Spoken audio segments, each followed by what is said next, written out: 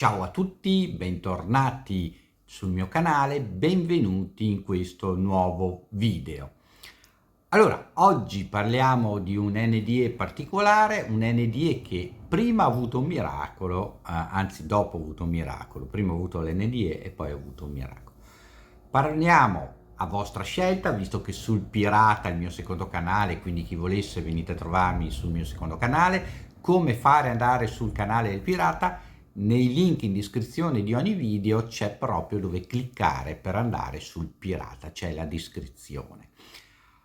Allora, parleremo oggi dell'NDE di Caterina Socci, la figlia del famoso giornalista nonché scrittore Antonio Socci.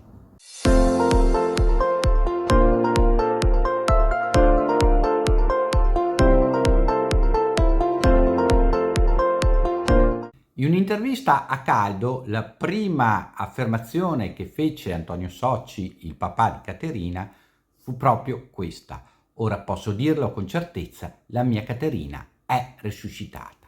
Infatti noi vediamo spesso nell'NDE che ovviamente uno ritorna in vita dopo qualche minuto in genere, a volte dopo molti minuti, casi eccezionali dove parliamo di vera e propria risurrezione e dove persone sono state morte più di qualche minuto. Addirittura abbiamo visto persone rimaste morte in obitorio un paio di giorni e forse anche di più. Caterina Socci in effetti è tornata alla vita autonomamente dopo un'ora e mezza che era stata dichiarata morta all'ospedale dove era stata ricoverata d'urgenza. Ma andiamo a vedere i fatti come sono successi. Caterina Socci, 24 anni, morì infatti il 12 settembre 2009. Il 24 avrebbe dovuto laurearsi in architettura. Quella sera, intorno alle ore 8 della sera, alle ore 20, lei e le sue amiche universitarie con le quali condividevano un piccolo appartamento a Firenze stavano decidendo se cucinarsi degli spaghetti o uscire e andare in pizzeria. Ebbene, appena il tempo di sentire Caterina dire "Oddio, mi sento male", che le amiche la afferravano al volo mentre cadeva per terra, incosciente. Chiamarono prontamente il 118 e il pronto soccorso. Il cuore si era fermato, il respiro pure. Antonio Socci fu avvisato di questo un'ora e mezza dopo, circa alle 21:30. Lui dice, ricorda ancora la telefonata, lo squillo del telefono. Infatti lui era a Siena, a casa con la moglie, quando sentì la moglie gridare "Gesù mio, no!" al telefono, e quindi poi salirono in macchina e la folle corse in auto appunto verso Firenze, da Siena a Firenze. Arrivati all'ospedale, i medici si pronunciarono. Aritmia fatale fu la diagnosi. Nessun malformazione congenita, escluse cause virali tossicologiche, era semplicemente cessato il battito, senza motivo. È una cosa molto molto rara, ma può succedere. L'impulso elettrico che fa contrarre il muscolo cardiaco, il cuore, il muscolo della vita, aveva cessato di dare impulsi al cuore. Per tentare di ripristinare, i soccorsi del 118 usarono il defibrillatore più e più volte con ostinazione. Dal momento dell'arresto cardiaco bisogna sapere che questa manovra di rianimazione sortisce effetti che decadono del 7-10% ogni 60 secondi. Quindi per ogni minuto che passa perdiamo circa il 10% di possibilità di rianimare una persona col cuore in arresto cardiaco. 10 minuti, un quarto d'ora al massimo e sei spacciato, sei finito. E anche qualora venissi rianimato probabilmente resterai un vegetale, perché le cellule cerebrali hanno già iniziato a decadere, a corrompersi. Se per caso negli istanti successivi riescono ad acciuffarti, difatti, i danni al cervello provocati dalla mancata ossigenazione delle cellule nervose sono già irreversibili e il coma profondo o lo stato vegetativo diventano permanenti. E questo dissero i medici al padre. Però non c'era neanche questo pericolo, visto che purtroppo, ai noi, non era stato possibile rianimarla.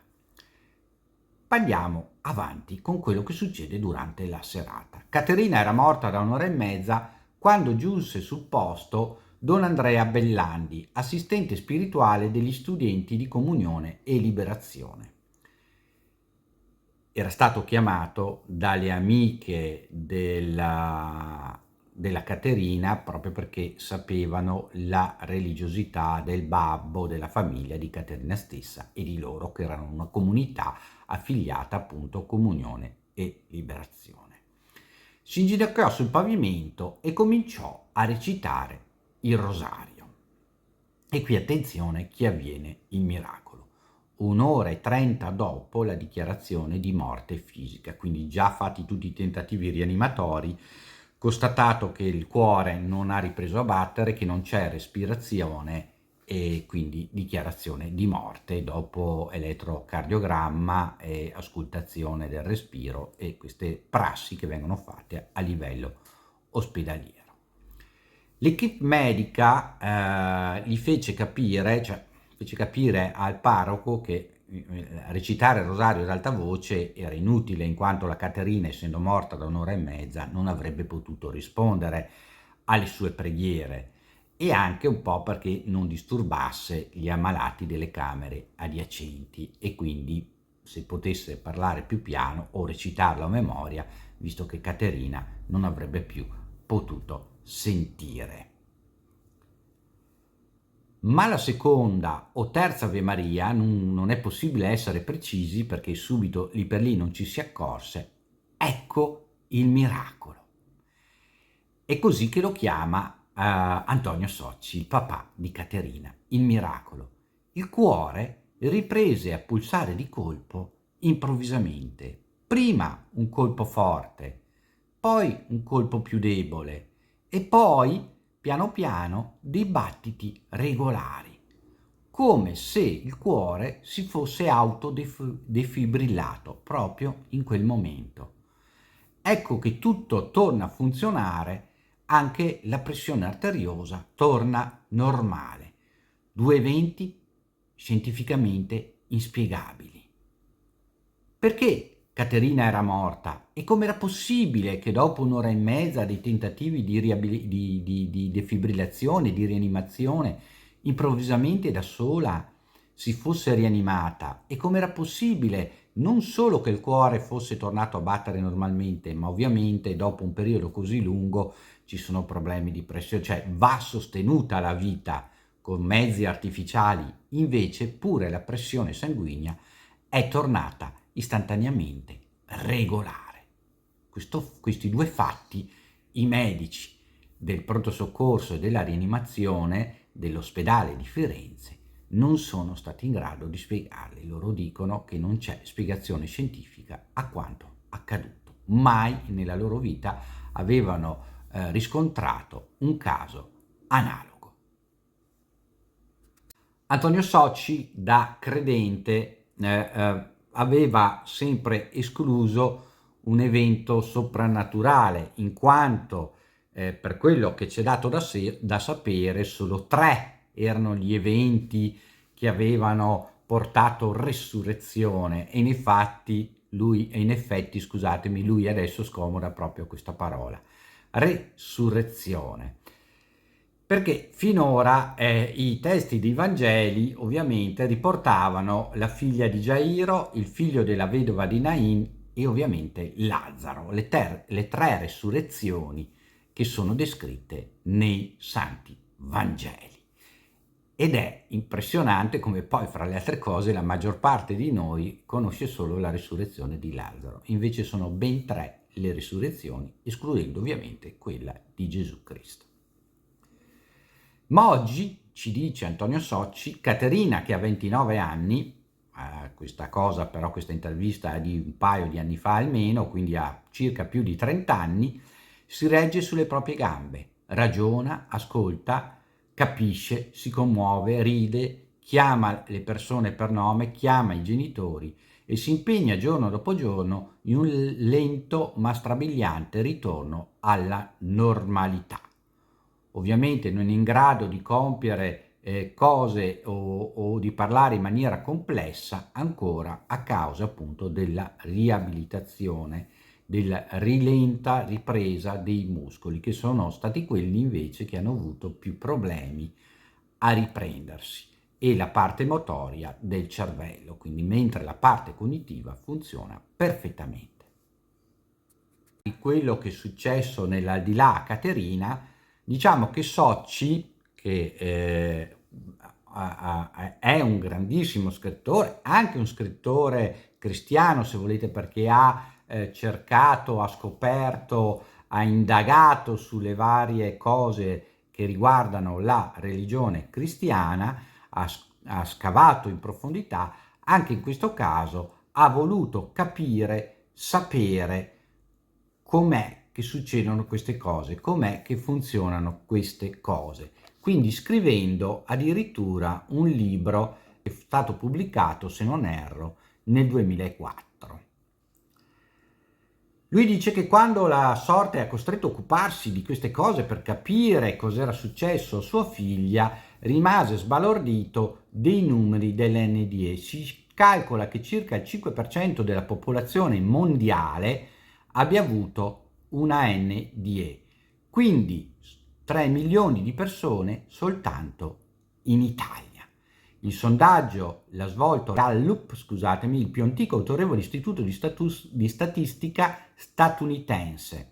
Lo stesso nella ristretta cerchia di una ventina di amici ho scoperto 5 casi, 3 dei quali sono riportati nel libro. Quindi Antonio Socci, oltre ad aver preso le statistiche dell'istituto Gallup, ha esso stesso riscontrato nella cerchia ovviamente più estesa di una persona media e di amicizie che ha, ben 5 casi di NDE.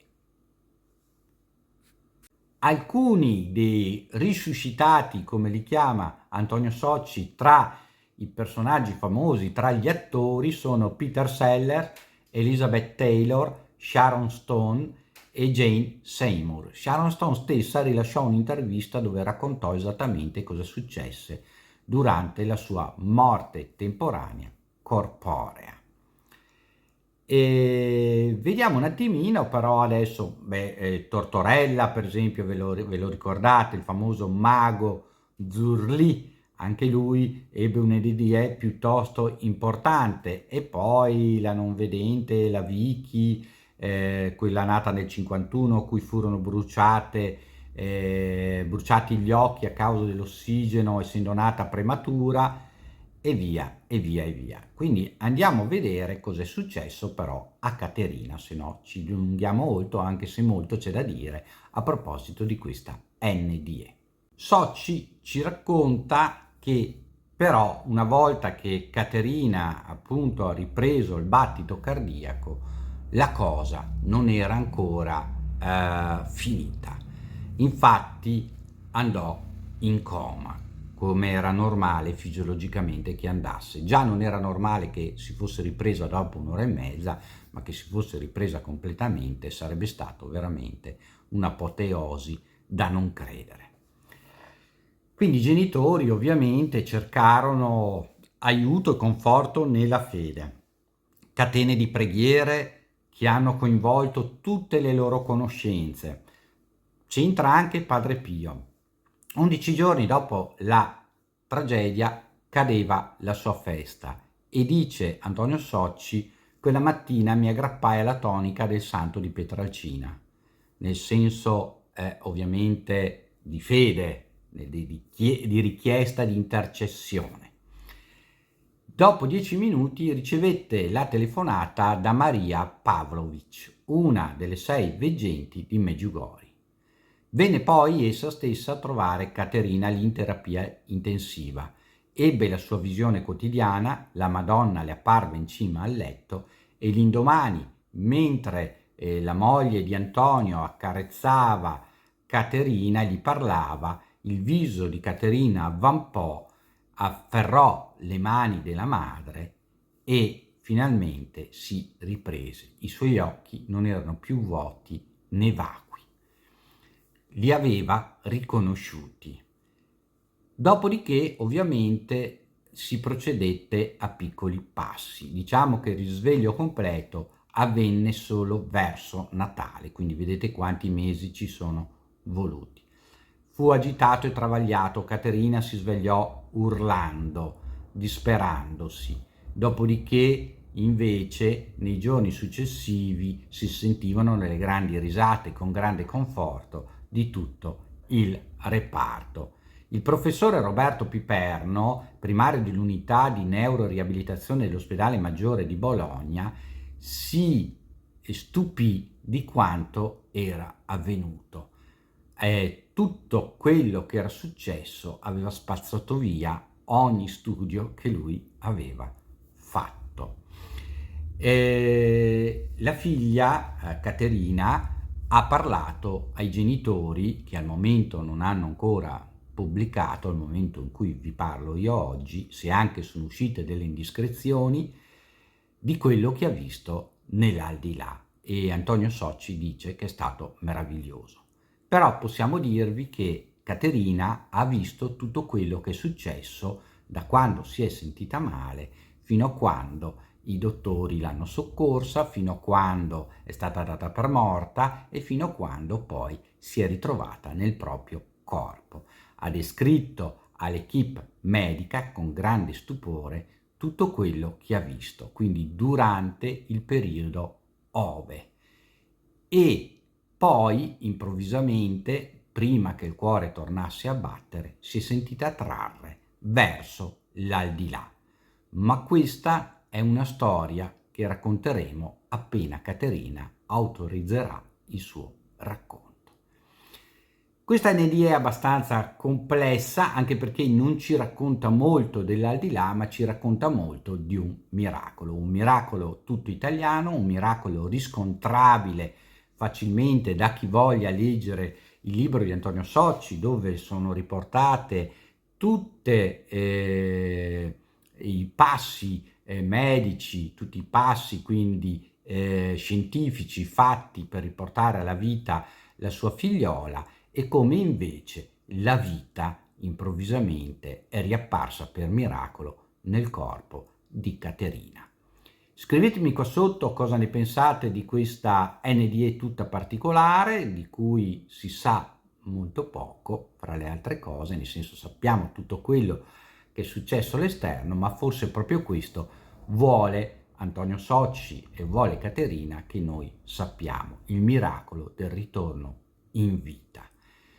Questo perché l'esperienza, secondo Antonio Socci, dell'aldilà è molto personale, è un'esperienza molto personale, e quello che a noi serve sapere, o i più scettici hanno bisogno di sapere, è proprio la parte fisica, cioè il fatto che sia ritornata in vita contro ogni statistica o provvisione medica, e si è ripresa quasi completamente contro ancora quello che determina la scienza, e quindi già questo fatto deve essere testimonianza dell'aldilà. Scrivetemi appunto qua sotto cosa ne pensate, mettete il like, iscrivetevi al canale, solo il 20% di voi è iscritto al canale, di voi che mi seguite, che venite a vedere i miei video, quindi datemi una mano, iscrivetevi al canale, venite a trovarmi sul mio secondo canale Il Pirata e iscrivetevi al canale Telegram per rimanere aggiornati, per vedere un po' anche le riflessioni che facciamo su vari argomenti. A tutti voi un caro saluto, ciao a tutti da Ermanno.